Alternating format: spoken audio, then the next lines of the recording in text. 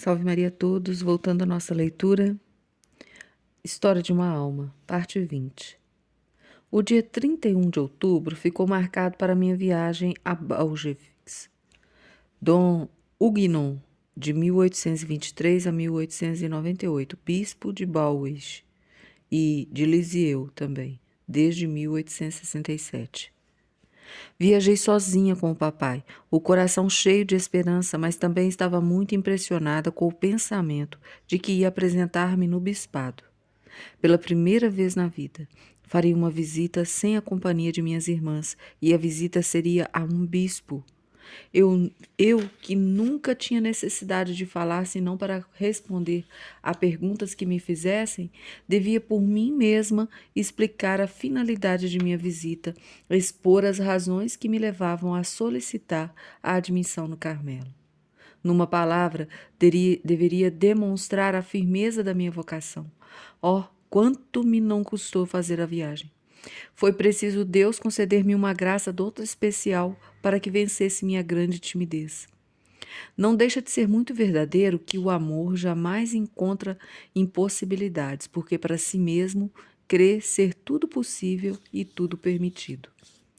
De fato, foi só o amor de Jesus que me pôde fazer superar essas dificuldades e a outras seguintes, pois foi do seu agrado fazer-me realizar minha vocação através de provações muito grandes.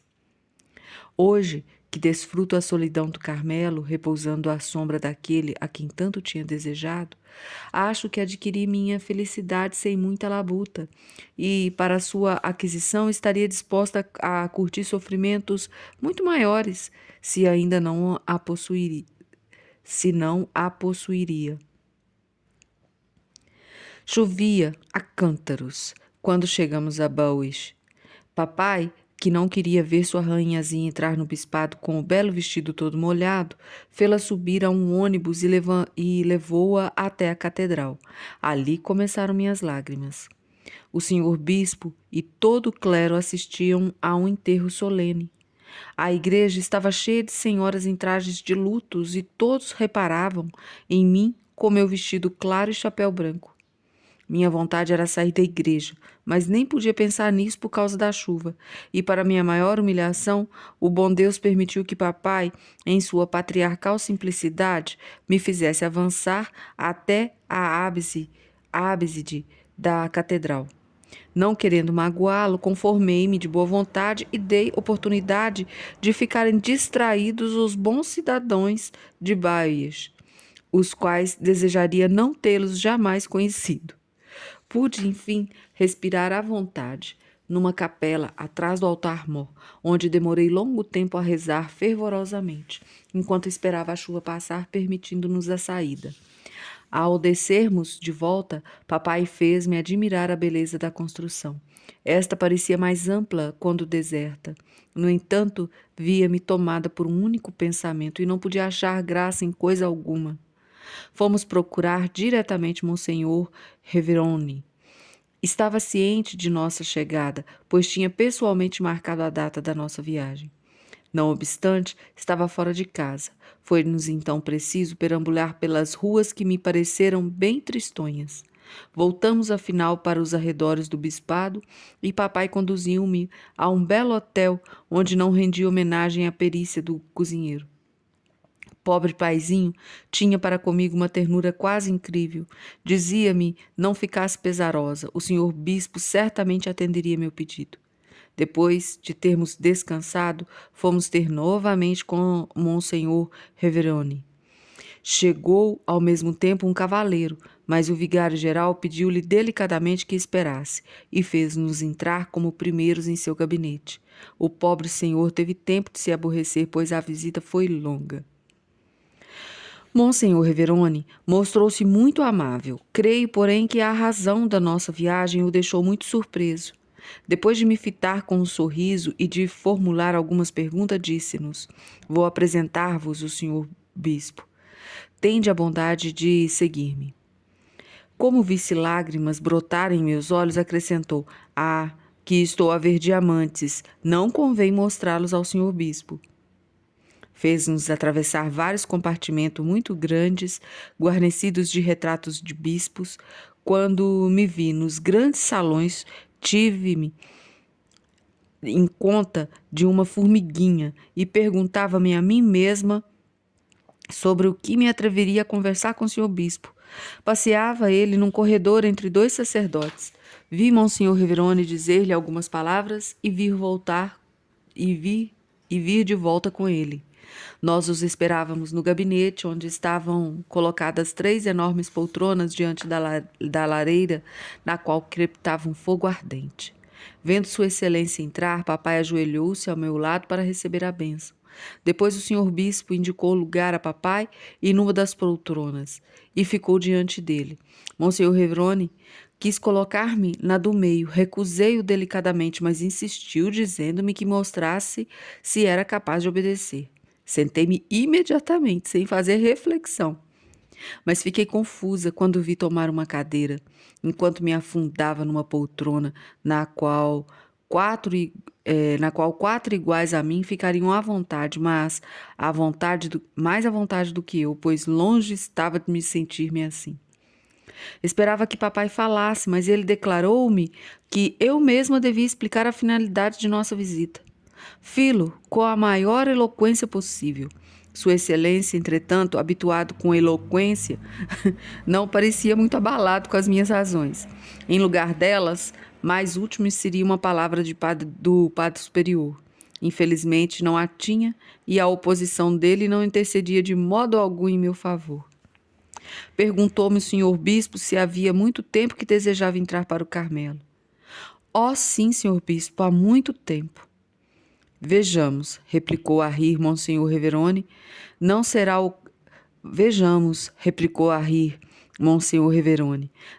caso de poderdes dizer que há 15 anos tendes tal desejo? É verdade, tornei a falar, também sorrindo, mas não se poderá descontar muitos anos, porque a partir do uso da razão desejei tornar-me religiosa, por sinal que desejei o Carmelo tão logo conheci bem, pois achava que nesta ordem seriam satisfeitas todas as aspirações de minha alma. Não sei, minha mãe, se foram estas precisamente minhas palavras. Creio que o foram, ainda que mal apanhadas, mas afinal o sentido é esse. Julgando agradar papai, o senhor bispo insistiu em que eu continuasse alguns anos em companhia dele.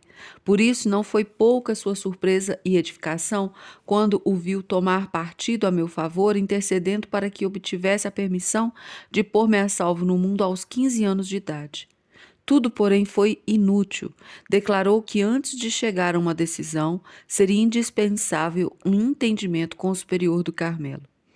Nada poderia escutar que maior sofrimento me causasse, pois conhecia a formal oposição do nosso padre.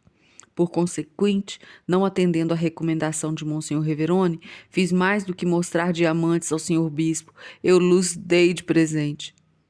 Bem vi que ficou comovido, tomando-me pelo pescoço, apoiou-me a cabeça ao ombro e fazia-me agrados, como ninguém, ao que parece, jamais os recebera de sua parte. Falou-me que não estava tudo perdido e que ficava muito contente que eu fizesse a viagem a Roma, com o intuito de consolidar minha vocação e que, em vez de chorar, devia sentir alegria. Acrescentou que, devendo ir a Lisieux na semana seguinte, conversaria a meu respeito com o senhor pároco de Santiago e que eu, por certo, receberia a resposta dele na Itália. Reconheci que inútil seria continuar com novas insistências. Já não tinha, aliás, nada que dizer, por ter esgotado todos os recursos de minha eloquência. O senhor bispo acompanhou-nos até o jardim. Papai divertiu-o bastante quando lhe contou que eu mandara fazer penteado alto, a fim de aparentar mais idade. Isto não foi à toa, porque o senhor bispo não se refere à sua filhinha sem relembrar a história dos cabelos. Monsenhor Reverone fez questão de acompanhar-nos até a extremidade do jardim do bispado. Falou a papai que nunca se vira algo semelhante. Um pai tão presuroso em dar sua filha ao bom Deus como a filha em se oferecer a si mesma. Papai pediu-lhe várias explicações a respeito da peregrinação, entre as quais não seria o traje para comparecer à presença do... Entre as quais, como seria o traje para comparecer à presença do Santo Padre. Vejo ainda virar-se diante de Monsenhor Verone e perguntar-lhe: estarei bem assim? Dissera também ao senhor bispo que, se o mesmo não me permitisse entrar para o Carmelo, eu pediria tal graça ao soberano pontífice. Meu querido rei era tão simples em suas palavras e atitudes, mas era também tão bonito. Possuía uma distinção toda espontânea e terá agradado bastante ao senhor bispo, habituado a ver em redor de si pessoas que conhecem todas as normas de etiqueta dos salões, mas não o rei da França e Navarra em pessoa, com a sua rainhazinha. Quando alcancei a rua, minhas lágrimas começaram de novo a correr, não tanto pela minha aflição, como por ver que meu querido paizinho acabava de fazer uma viagem inútil. Ele, que se rejubilaria em enviar telegrama ao Carmelo, comunicando resposta favorável do senhor bispo, era obrigado a retornar sem nenhuma. Oh, quanto não pareci! Quanto não padeci, meu futuro parecia-me destruído para sempre. Quanto mais me aproximava do remate final, tanto mais se complicavam minhas coisas. Minha alma estava imersa na amargura, mas também na paz, porque só buscava a vontade do bom Deus. Assim que cheguei a Lisieux, fui procurar consolo no Carmelo e encontrei-o junto a vós, minha querida mãe. Oh, não, nunca esquecerei tudo quanto sofreste por minha causa. Se não for o receio de profaná-las, pelo fato de me valer delas, poderia citar as palavras dirigidas por Jesus aos apóstolos na noite da sua paixão. Fostes vós que sempre permanecestes comigo em todas as minhas tribulações. Minhas bem-amadas irmãs também me ofereceram consolações muito afetuosas. Deixamos então essa parte, a próxima etapa do pedido de Teresinha para entrar para o Carmelo, para a próxima leitura.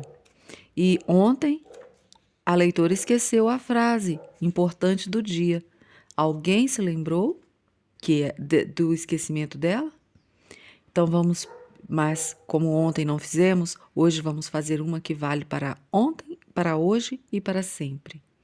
O amor jamais encontra impossibilidades, porque para si mesmo crê ser tudo possível e tudo permitido.